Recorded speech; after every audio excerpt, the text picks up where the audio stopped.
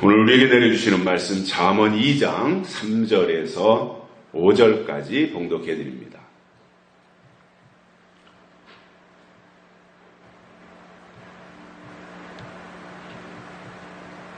지식을 불러 구하며 명철을 얻으려고 소리를 높이며 은을 구하는 것 같이 그것을 구하며 감추인 보배를 찾는 것 같이 그것을 찾으면 여호와 경외하기를 깨달으며 하나님을 알게 되리니. 아멘. 태풍이 또 올라오고 있습니다. 아마 오늘 밤에 우리나라와 일본 사이에 대한해협을 통과할 것 같습니다. 비가 많이 온다고 하니까 각별히 신경을 쓰시고 대비를 하셔야 될 것 같습니다. 하나님이 천지를 창조하실 때 사람은 특별하게도 하나님의 형상대로 지으셨고 그 속에 하나님의 영과 하나님의 마음을 담아 주셨습니다. 그러나 하나님이 에덴을 창조하시고 사람을 지으시며 온갖 것을 거기에 다 살아가는데 필요한 것들을 제공해 주셨는데 먹지 말라고 하신 하나님의 명령을 어기고 선악과를 먹은 결과 하나님의 영과 하나님의 마음을 상실하고 에덴 동산에서 쫓겨났습니다. 자, 우리가 하나님의 형상을 말할 때 우리 사람이 하나님의 형상대로 지음받았다고 하잖아요. 그러니까 이 형상이라고 하는 것은 외적 형상과 내적 형상이 있습니다. 하나님의 모양대로 하나님이 우리를 창조하셨다. 그러니까 하나님의 외적 형상이 오늘 우리들의 이 모습과 같다는 겁니다. 그리고 내적 형상도 하나님의 마음과 영을 담아주셨기 때문에 내적 형상도 그 마음과 영이 있으면 일치한다는 겁니다. 에덴 동산에서 선악과를 따먹고 상실한 것은 내적 하나님의 형상을 상실한 겁니다. 외적 형상은 에덴 동산에서 창조할 때나 지금이나 똑같은 거예요. 왜냐? 그 자체가 하나님의 형상대로 지으셨기 때문에 잃어버린 것은 내적 형상을 잃어버린 것이고요. 그래서 우리가 지금 하나님을 믿는다고 하는 것은 그분이 주신 말씀을 잘 듣고 잃어버린 하나님의 영과 하나님의 마음을 되찾고 회복하는 것이 믿음입니다. 신앙생활인 것입니다. 다시 말씀을 드리면 먹지 말라는 말씀을 거역하고 선악과를 먹음으로 하나님이 주신 가장 소중한 것들을 잃어버렸다면 이번에는 먹으라고 한 것을 잘 듣고 그것을 먹으면 잃어버린 것을 되찾게 된다 이 말입니다. 즉 명령을 어김으로 형상을 상실했다면 다시 이 시대에 주신 하나님의 명령을 들음으로 되찾게 된다 그 말입니다. 그래서 이 시대에 먹어야 할 것은 계시록 10장에 나오는 작은 책이고요. 작은 책을 먹으면 잃어버린 영과 잃어버린 마음을 되찾게 되고 결국 우리의 원래의 위치를 회복하게 된다 그 말입니다. 그러므로 새 영과 새 마음 이것을 되찾으려면 하나님이 주시는 새 말씀을 통해서 가능하다라고 하는 것을 전제하게 되고 그래서 말씀을 받아야 되는데 새로운 말씀, 우리가 흔히 말하는 새 언약이죠. 새 언약이 나오면서 그동안 있었던 언약은 자동으로 옛 언약이 됩니다. 약속이 하나만 있을 때는 그냥 약속입니다. 근데 약속이 하나 있는데 때가 돼서 또 다른 약속이 나오는 순간 두 개가 약속이 되는 거예요. 먼저 있던 것은 자동으로 옛 약속이 되고 새로 주신 것은 새 약속이 되는 거예요. 지금 우리가 아침, 점심, 저녁, 하루 세 끼 꼬박꼬박 밥을 해서 먹습니다. 아직 논에서 벼를 수확하지 않았어요. 물론 이른 벼는 수확했겠지만 보편적으로 볼 때 아직 벼가 익지 않아서 수확을 안 했습니다. 지금 우리가 먹는 쌀은 작년에 먹던 쌀로 밥을 지어 먹습니다. 작년 가을에 수확한 것으로 우리가 밥을 지어 먹습니다. 그러니까 지금은 쌀이에요, 쌀. 근데 이제 한 2, 3주 지나서 논에서 벼를 다 수확하고 방아를 찧어서 벼가 쌀이 되어지면 새로운 쌀이 나왔잖아요.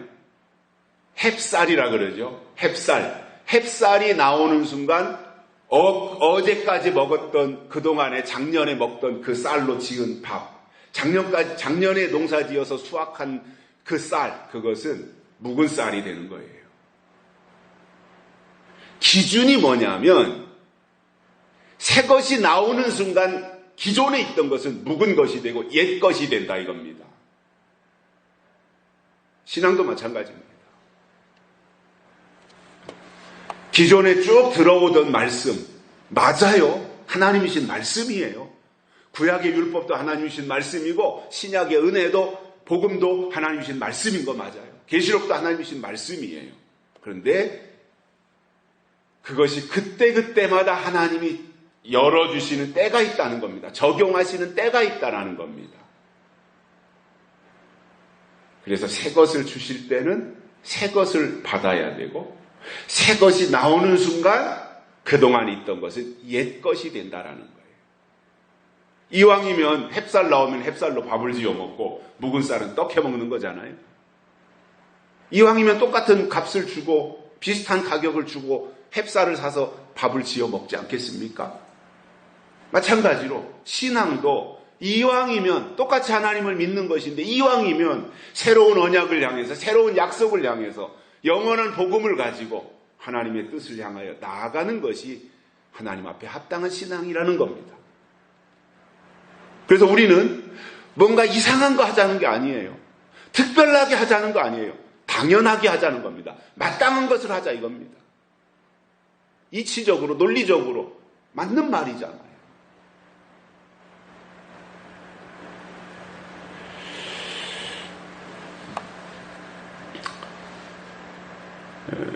그래서 새 언약이 나오면 그 순간 옛 언약의 역할은 끝나는 겁니다. 사명을 다한 거예요. 거기까지인 거예요. 그렇기 때문에 새로운 법이 나오는 순간 우리는 그 새 법에 속해야 되고 그래야 새로운 피조물이 되는 거예요. 새 사람이 되는 거예요. 근데 때와 법을 모르고 옛 언약에 속해 있다 보면 그것이 바로 거짓 영에게 사로잡히는 것입니다. 그래서 마지막 때를 살아가는 사람들은 두 종류로 분류가 됩니다. 하나는 하나님이 주시는 새 영, 에스겔서 36장에 나오는 것처럼 새 영을 받는 사람이 있고 다른 하나는 용의 입과 짐승의 입과 거짓 선지자의 입에서 나오는 귀신의 영을 받는 사람이 있습니다. 하나님이 주시는 새 영을 받지 아니하면 나머지는 다 귀신의 영을 받게 된다 그 말이에요. 그러므로 하나님의 사람은 하나님의 영을 받아야 되고 하나님은 지혜의 신이시라고 성경에 말씀하고 있는데 그 하나님이 하나님의 사람들에게는 지혜의 영을 보내주시는 겁니다. 자, 그래서 오늘 구하라 세 번째 시간으로 제목이 지혜를 구하라인데 그렇다면 그 지혜를 어떻게 구해야 되는가? 이것에 대해서 세 가지를 깨닫고 은혜를 받겠습니다. 첫째, 불러서 구하라 이렇게 되어 있습니다. 3절에 보시면 지식을 불러 구하며 2절에서는 내 귀를 지혜에 기울이며 내 마음을 명철에 두며 지식을 불러 구하며 이렇게 되어 있습니다. 여기서 구하라는 말은 기도하라 그겁니다.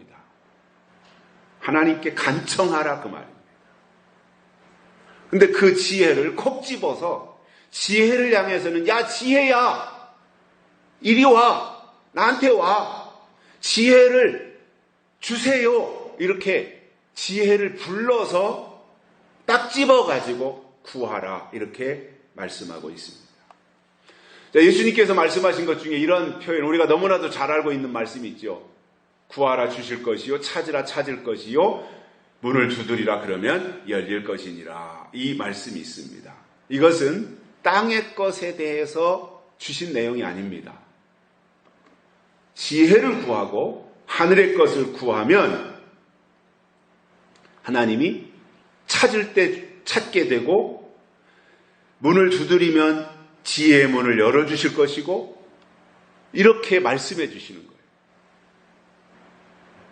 지혜를 구하면 주실 것이고 지혜를 찾으면 찾게 될 것이고 지혜를 향해서 문을 두드리면 하나님이 그 지혜를 주시겠다 이 약속을 해주시는 겁니다.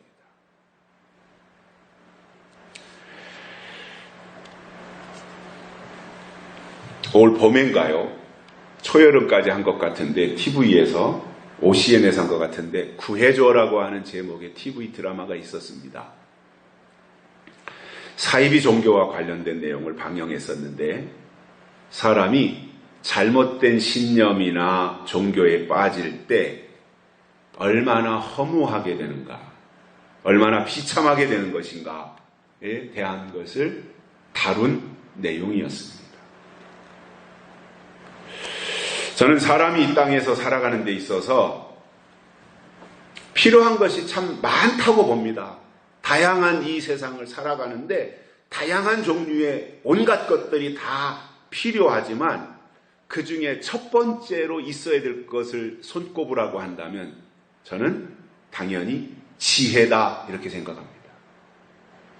이 세상을 살아가는 데 있어서 성인으로 성숙한 사람으로 살아가는 데 있어서 가장 중요한 것이 뭐냐? 지혜입니다. 그래서 물론 지식도 있어야 되지만 지식보다도 더 중요한 것이 지혜이고 그리고 하나님이 힘이 약한 종류에게는 지혜를 주셨어요. 사람도 보면 사람은 남자와 여자로 되어 있잖아요. 하나님이 남자에게는 힘을 주셨어요. 여자에게는 지혜를 주셨어요. 이 하나님의 원리예요. 남자는 미련해요. 지혜가 없어가지고 힘은 있는데 그러나 여자는 힘은 없지만 지혜가 있어서 약아요. 과거에는 남존여비 사상에 의해서 또 아들 선호 사상, 유교적인 영향이었죠. 그것 때문에 남자는 교육을 시켰고 여자는 교육을 시키지 않았어요. 그 시대 사회 구조가 그랬으니 어쩔 수 없어요.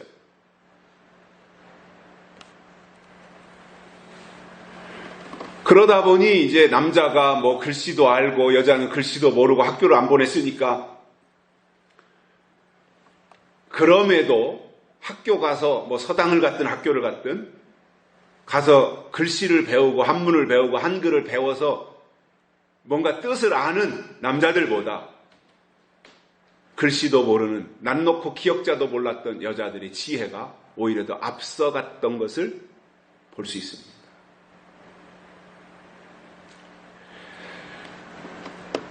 또 성경에 보면 이런 말씀이 있습니다. 잠언에 땅에서 가장 작고도 지혜로운 건 넷이 있나니 개미, 사반, 메뚜기, 도마뱀 이것을 말씀하고 있어요. 한결같이 그것은 다 연약한 종류이지만 지혜가 있다는 것. 그래서 오늘 이 시대에 우리가 하나님을 믿는다고 하면 하나님의 지혜가 있어야 돼요. 바울은 지혜와 계시의 영을 에베소 교회에 주시기를 간구한 것을 볼 수 있습니다. 그래서 저는 이 시대를 살아가는 데 있어서 가장 필요한 것이 뭐냐? 지혜인데 지혜의 핵심이 뭐냐면 때를 분별하는 겁니다.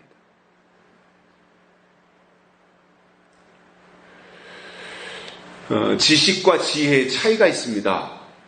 지식은 배워서 얻는 학문적인 것이라면 지혜는 생활 속에서 터득하는 원리와 같은 것입니다.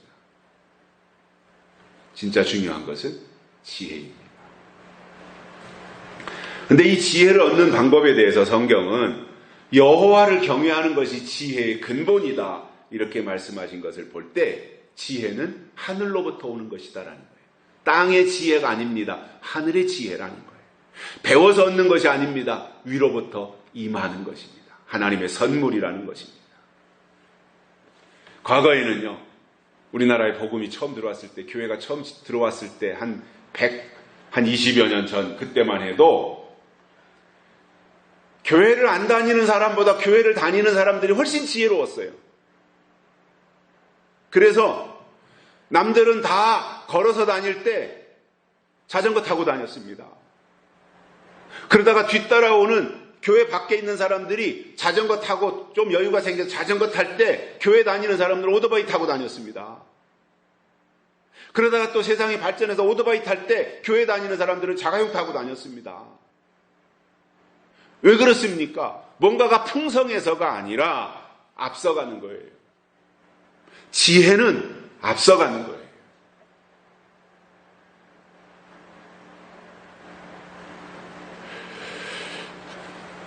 정치도 그 시대 흐름보다 한 발짝 앞서가는 거라 그러죠. 진짜 정치는 그 시대의 흐름보다 한 발 앞서가는 게 정치라는 거예요. 그래야 국민들을 이끌 수 있고 잘 살게 할 수 있고 윤택하게 할 수 있는 거예요. 정치가 한 발 앞서가야. 근데 우리나라 정치는 지금 어때요? 한참 뒤로 후퇴해 있죠, 지금. 과거청산, 적폐청산으로 휩쓸려가지고 앞으로 한 발짝도 나가지 못하고 뒤로 저만치 지금 후퇴해 있는 겁니다. 정치가 아닌 거죠. 저는 신앙이라는 것도 마찬가지라고 생각해요. 신앙도 그 시대의 사람들이 가지고 있는 어떠한 하나님에 대한 생각보다 앞서갑니다. 구약의 선지자들, 그 시대의 이스라엘 백성들보다 앞서간 사람들입니다. 그러니까 그들이 예언자가 됐던 거예요. 오늘 이 시대도 저는 교회가 해야 되는, 정말 깨어있는 영적인 교회가 해야 되는 일, 깨어있는 종들이나 깨어있는 사람들이 해야 되는 일이 뭐냐면은 이 시대의 사람들이 가지고 있는 보편적인 생각보다 신앙적으로 한 발, 두 발 앞서가야 된다라고 생각합니다. 그래야 이끌 수 있잖아요. 앞서가야 이끌잖아요. 다른 사람들이 가지고 있는 보편적인 상식보다 내가 더 알고 있어야 이끌고 갈 수 있는 거잖아요. 방향을 제시하더라도, 길을 알려주더라도 내가 한 발 앞서 저 사람보다 알아야 길도 알려주고 방향도 제시하는 거지, 내가 아무것도 모르고 저 사람이 알고 있는 거나 내가 알고 있는 거나 똑같이 과거의 것을 알고 있다면 다를 게 뭐냐는 거예요.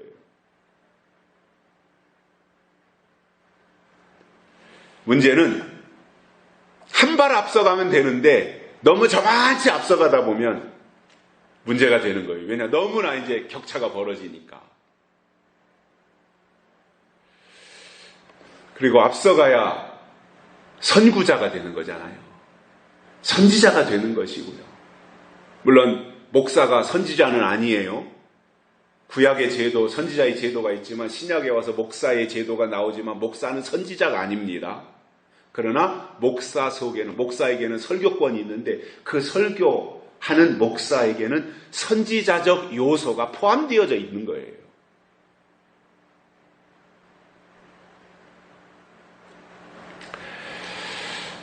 그래서 하나님이 위로부터 좋은 것을 주시고 영적인 것을 주시고 하늘의 것을 주시고 지혜와 온갖 좋은 것을 주시는데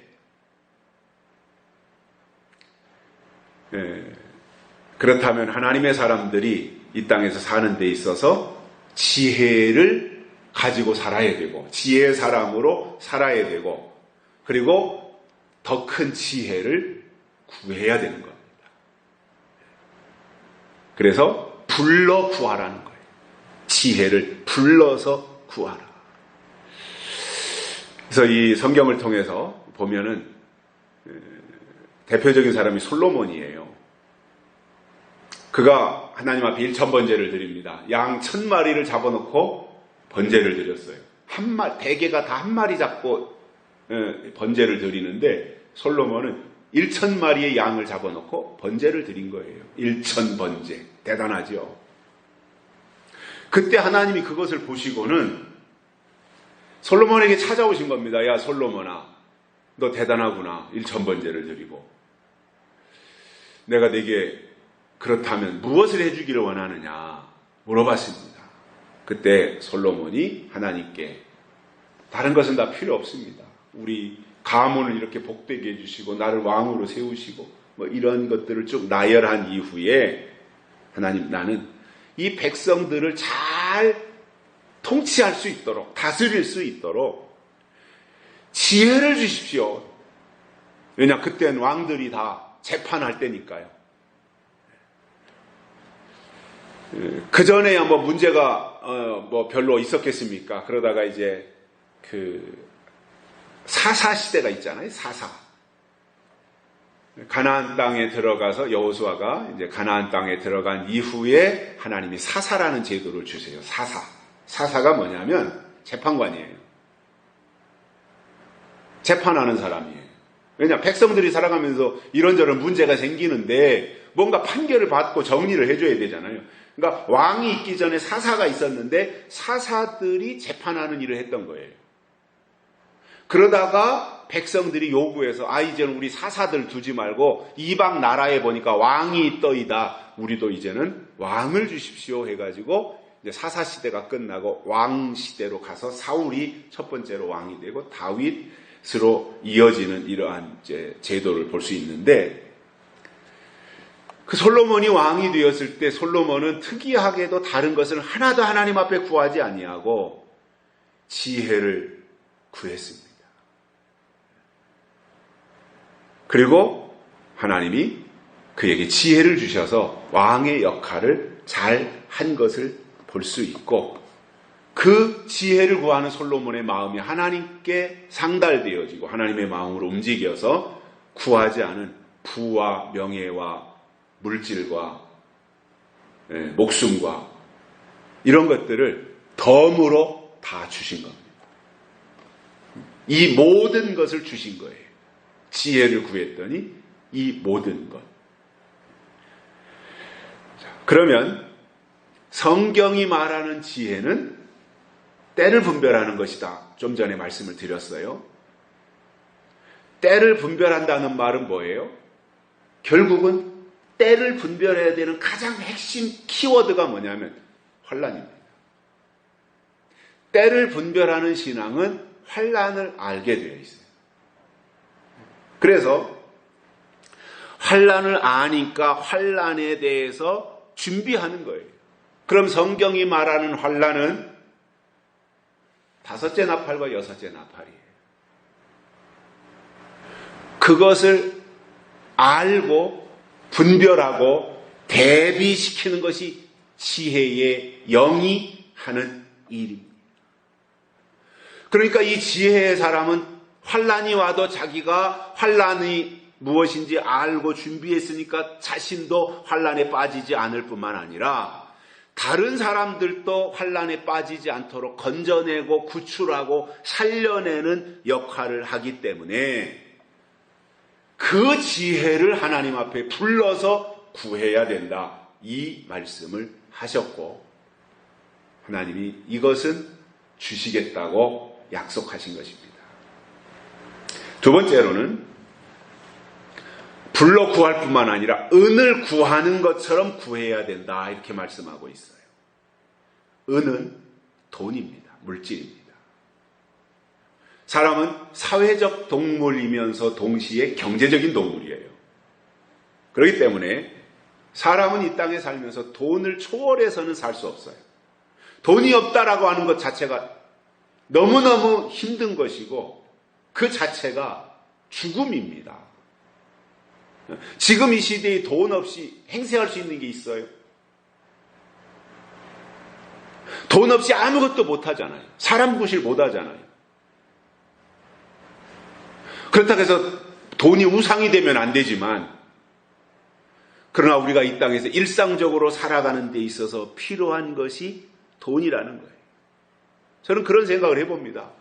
사람이 태어나서 부모를 통해서 태어나서 이제 부모가 열심히 뒷바라지 해주고 초등학교 들어가고 중학교 들어가고 고등학교 들어가고 대학교 들어갈 때까지 부모의 후광을 얻고 이제 자기 털을 닦잖아요. 앞으로 인생을 어떻게 살아갈 것인가. 한 25년에서 30년 털을 닦아요. 그리고 나서 이제 대학을 졸업하고 직장을 잡고 그때부터는 돈을 벌어요. 은퇴할 때까지 돈을 벌어서 결혼을 하고 자기도 똑같이 가정을 꾸려서 또 자식을 낳고 내 부모가 나를 위해서 했듯이 나도 내 자식을 위해서 똑같이 뒷바라지를 다 해주는 거잖아요.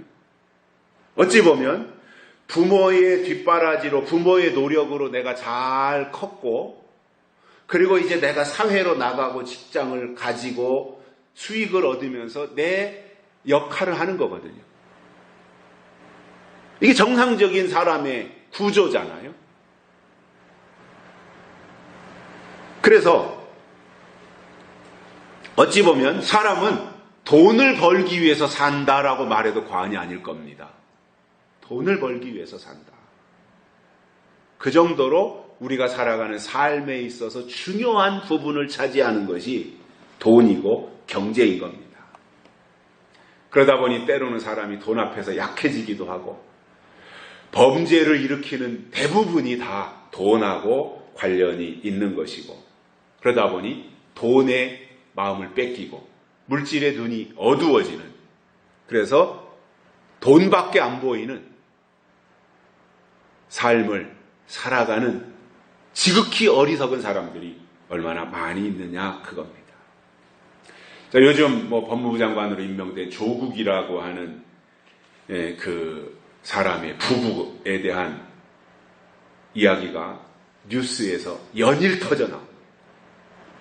아마 이렇게까지 어느 개인을 놓고 어느 정치인을 놓고 한 달 반 동안 연일 그것도 종이신문, 방송 이런 것에서 이렇게 폭로한 적이 아마 없을 거예요.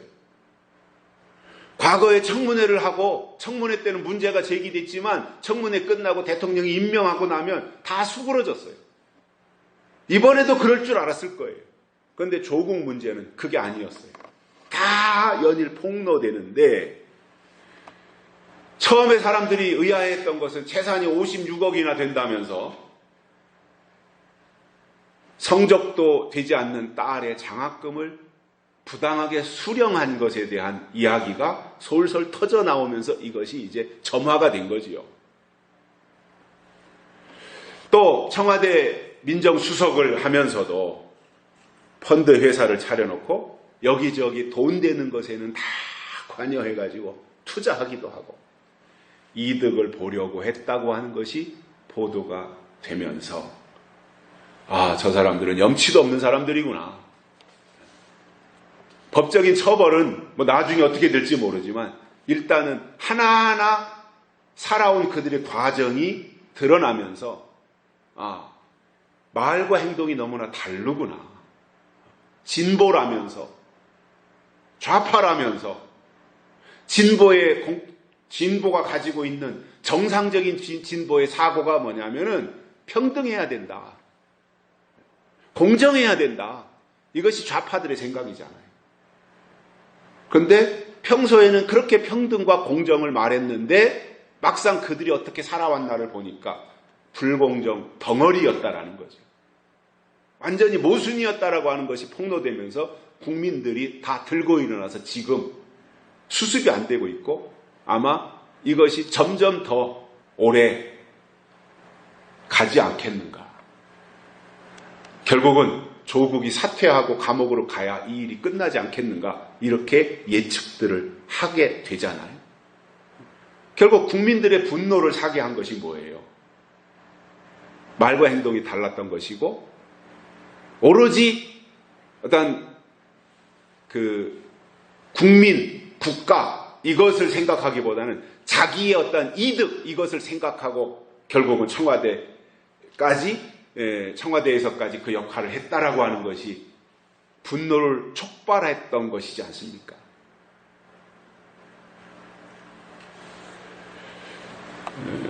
저는 그런 것들을 보면서 이 돈이라고 하는 게 물론 돈에 힘이 있습니다. 물질이 힘이 있습니다. 돈에서 힘이 나오잖아요. 근데 이 돈이라고 하는 것이요, 가지면 가질수록 더 가지고 싶어 하는 것이 아닌가.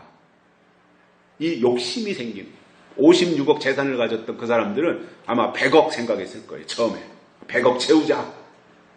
100억 채우면 끝날 것 같습니까? 이제는 500억 까자. 500억 따면 될 것 같습니까? 1000억은 있어야지. 이렇게 되는 게 사람의 욕심이에요. 사글세방 살던 사람이 17평짜리 주공 아파트만 들어가도 원이 없겠다 생각을 하고 열심히 노력해서 17평짜리 주공 아파트 들어가면 그것으로 만족하지 않습니다. 이제는 25평짜리 그래도 브랜드 아파트는 가야지 않겠는가.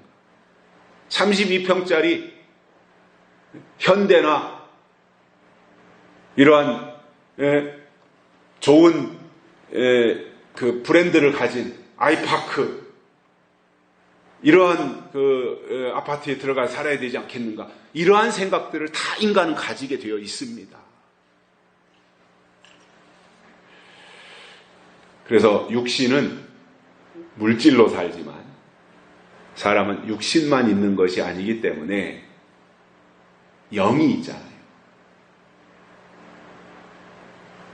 육신의 만족을 추구하며 사는 것이 세상 사람들이라면 하나님의 사람들은 영의 만족을 추구하며 사는 사람들이 하나님의 사람들이기 때문에 하나님의 사람들에게는 지혜가 있어야 된다. 그겁니다. 안타까운 것은 돈을 위해서 살아가는 이 현상들이 세상에서만 일어나는 일이라면 모르니까, 더 위에 있는 높은 가치를 모르니까 세상의 사람들은, 세상에 있는 기업들은 그렇게 갈 수밖에 없다 생각을 하지만 그 현상이 교회로 침투해 들어와 가지고 그 물질 만능 사상이 교회를 장악하고 교회를 점령했으며 그것이 기복신앙, 기복주의 신앙 이것으로 변장해 가지고요. 그래서 그것이 신앙의 목적인 것처럼 땅에서 부자 되고 잘 먹고 잘 사는 것이 곧 신앙생활을 하는 목적이 되고 이유가 된다면 그것은 어리석은 사람이라는 거예요.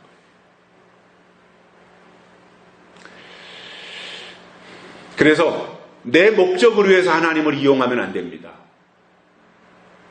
내가 추구하는 어떠한 것을 달성하기 위해서 수단으로 하나님을 이용하면 안 됩니다.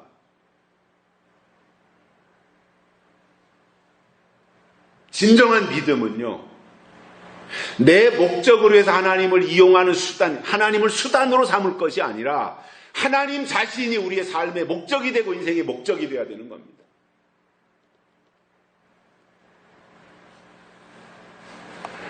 물론 우리가 이 땅에서 살면서 땅의 것이 필요하지만 지난주에 말씀드린 것처럼 먼저 그의 나라와 그의 의를 구하면 이 모든 것을 너희에게 더하신다라는 말씀같이 우리는 우선순위를 하나님께 두고 은을 구하는 심정으로 하나님의 지혜를 그렇게 간절히 구하면서 사람이 돈을 얻기 위해서 노력하는 것처럼 지혜를 얻기 위해서 그러한 마음으로 그러한 자세로 살아야 된다 그 말입니다.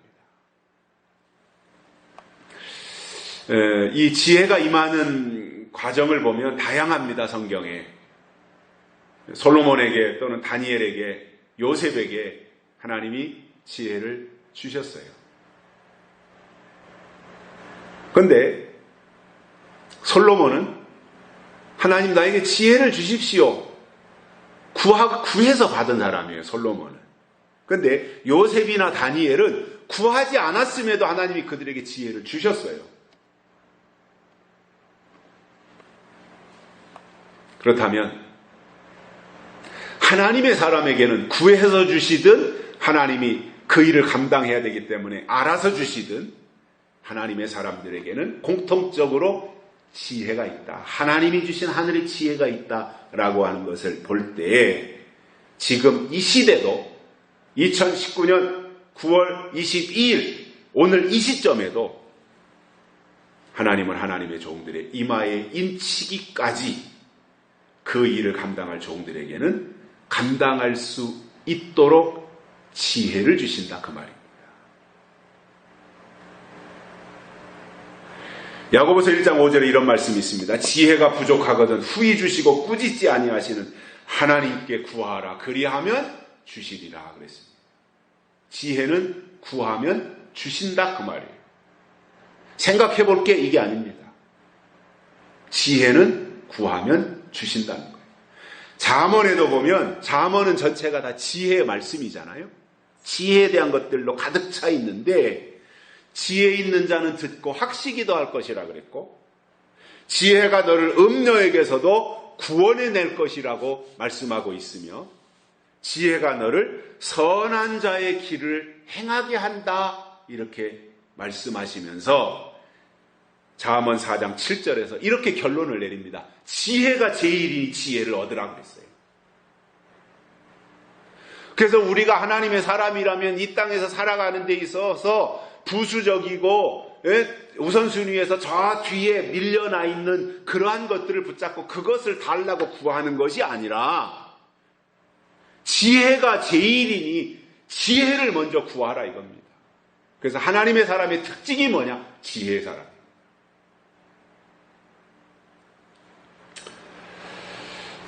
세 번째로는 감추인 보화를 찾는 것처럼 찾아야 된다 이렇게 말씀하고 있습니다. 지식을 불러 구하며 명철을 얻으려고 소리를 높이며 은을 구하는 것 같이 그것을 구하며 감추인 보배를 찾는 것 같이 그것을 찾으면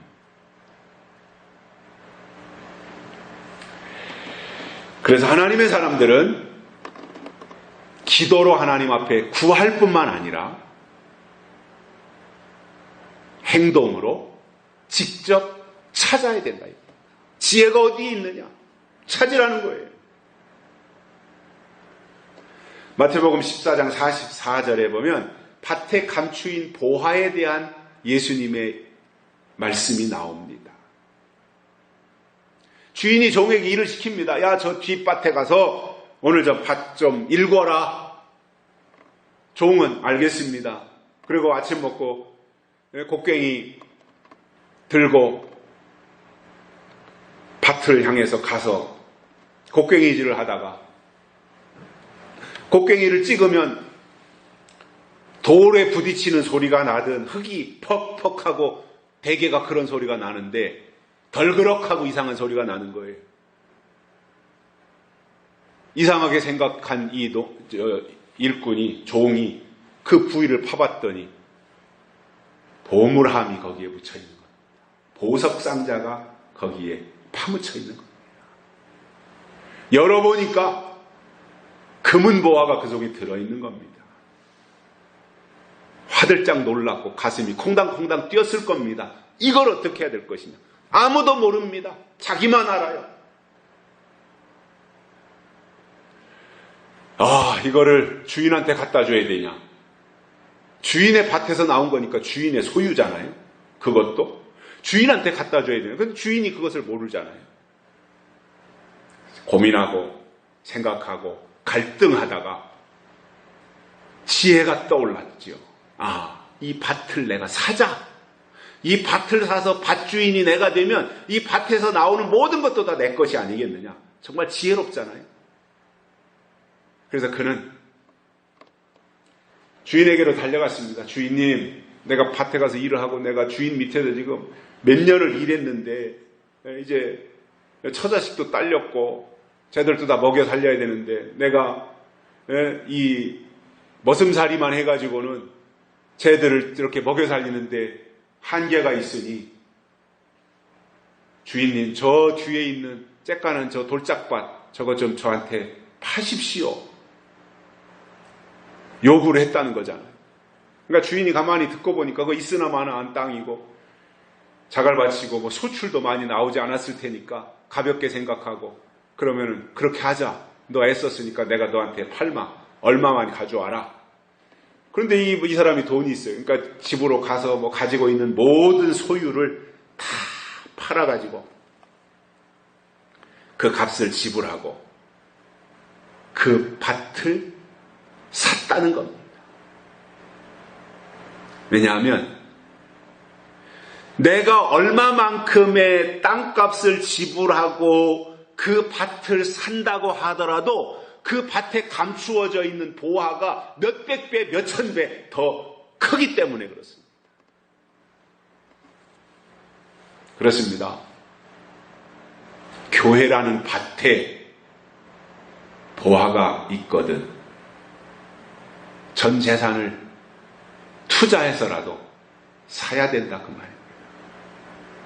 어떤 사람의 심령 밭에 보화가 있는 것이 보이거든 값을 지불해서라도 그 보화를 사는 것이 지혜이다 그 말이에요.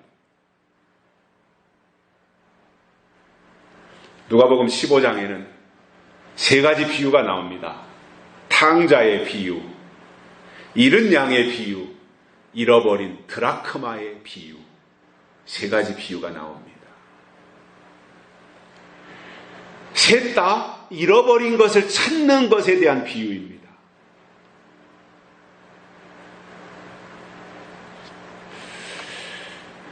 하나님은 하나님의 것을 찾을 때까지 찾도록 찾으시는 분이라면 우리도 마찬가지로 하나님의 지혜를 찾을 때 감추인 보화를 찾는 심정으로 아니면 잃어버린 은전 드라크마 한 잎을 찾기 위해서 온 마당을 쓸고 또 쓸면서 잃어버린 드라크마를 찾는 그 여인의 심정으로 그 잃어버린 것을 찾아야 되는 거예요.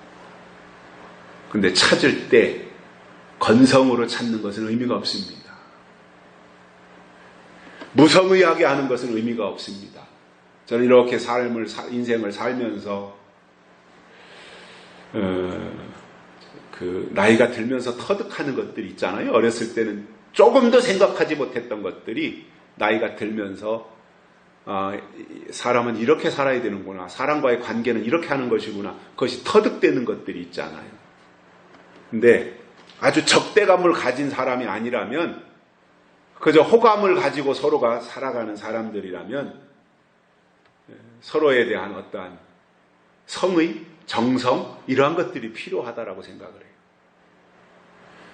밥을 한 그릇 대접을 하더라도 내가 준비해서 아궁이에 불을 떼가지고 성의 있게 진수성찬은 아니더라도 찌개를 끓이고 국을 끓이고 밑반찬을 해놓고 이렇게 해서 정성이 들어가는 것과 정성이 들어가지 않은 것은 벌써 드러나는 거잖아요.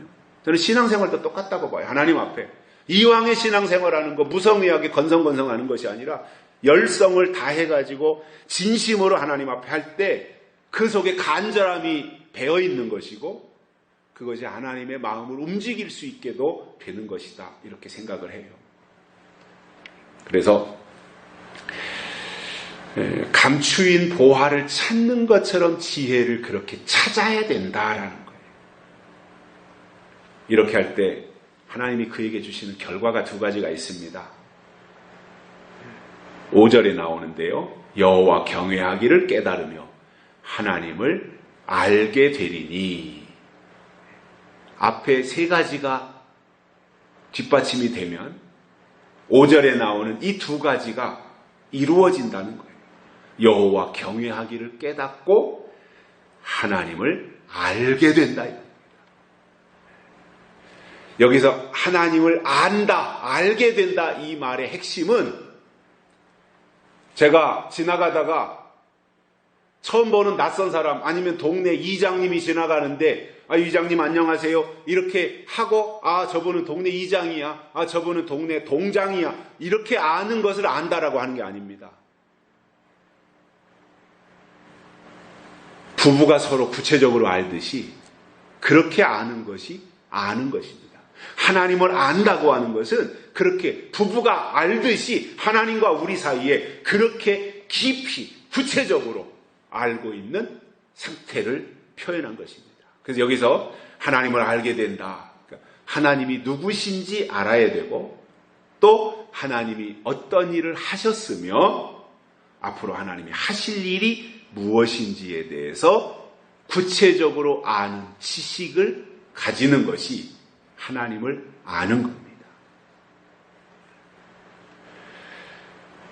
또 하나님을 경외한다는 것은요, 이 경외라는 것은 공경한다 그 말입니다. 공경. 공격이 아니고 공경하는 겁니다. 내 부모를 공경하라 하잖아요. 그래서 사람을 향해서는 공경하는 거예요. 하나님을 향해서는 경외하는 거예요. 그래서 이 땅에서 살면서 창조주 하나님을 높이 받들어 경외하는 겁니다. 하나님은 모든 신 중에 뛰어난 최고이시다. 하나님이 절대자이시다. 하나님이 최고이시다. 이것을 우리가 높여드리는 이것이 하나님을 경외하는 거예요.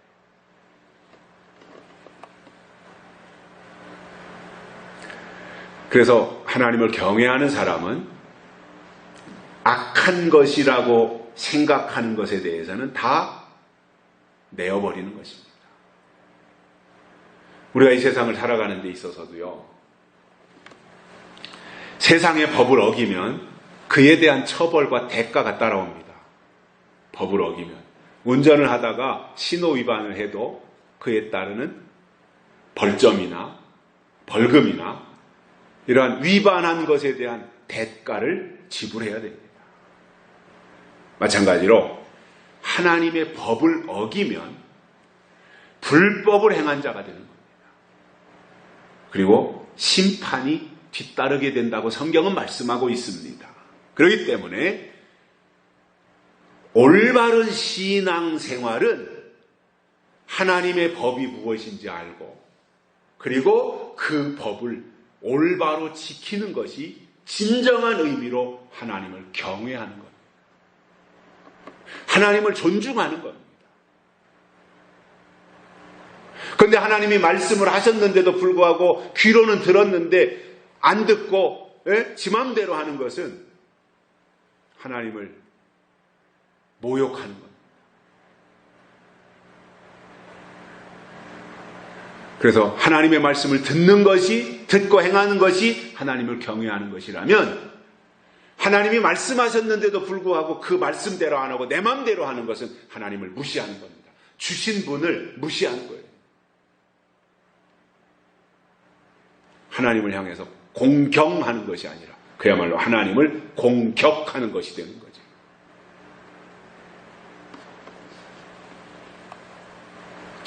결론으로 우리가 하나님의 사람으로 살아가는데도 지혜가 필요하지만 앞으로 다가올 대환란이라든가 예수님의 재림에 대해서도 구체적으로 알기 위해서 필요한 것이 지혜입니다. 하나님이 우리 모두에게 이러한 지혜를 주신다고 약속하셨습니다. 그런데 아직까지 거기에 이르지 못했다면 누구를 통해서 하나님이 지혜를 제공하시는가? 어떤 사람을 통해서 하나님이 지혜의 말씀을 제공하시는가? 이런 것을 분별할 수 있는 지혜가 있어야 되는 거예요.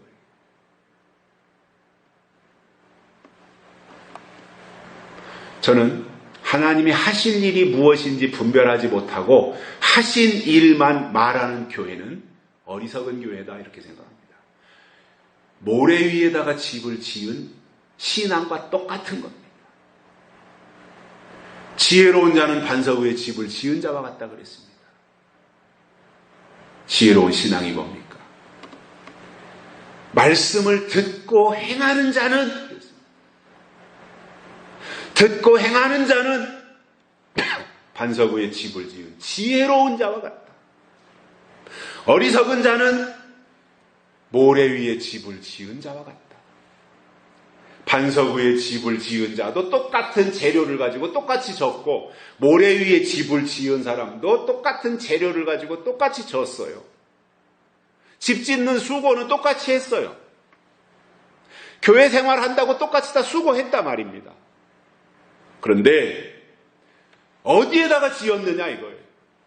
반석 위에 지었느냐 모래 위에 지었느냐 그것을 분별하는 것이 지혜로운 신앙이다 그 말이에요.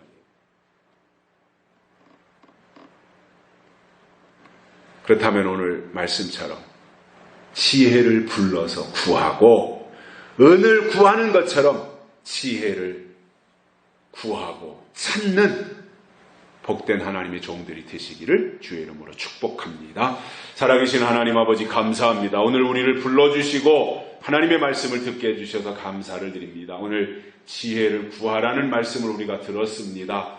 우리가 지혜를 구하되 하나님의 말씀대로 불러 구하게 하시고 은을 구하듯이 그렇게 간절함으로 절대적으로 구하게 하시며 찾으면서 구할 수 있는 복된 저희들 되도록 축복해 주옵소서. 막연하게 옛법만 가지고 교회 생활하지 아니하고 하나님의 새 약속을 바라보면서 그 말씀 안에서 주시는 하나님의 지혜를 공급받아 하나님의 때를 분별하며 사는 저희들 되도록 축복해 주옵소서. 다시 오실 예수님의 이름으로 간절히 기도드리옵나이다. 아멘. 102장 보시면서 헌금 드리시겠습니다.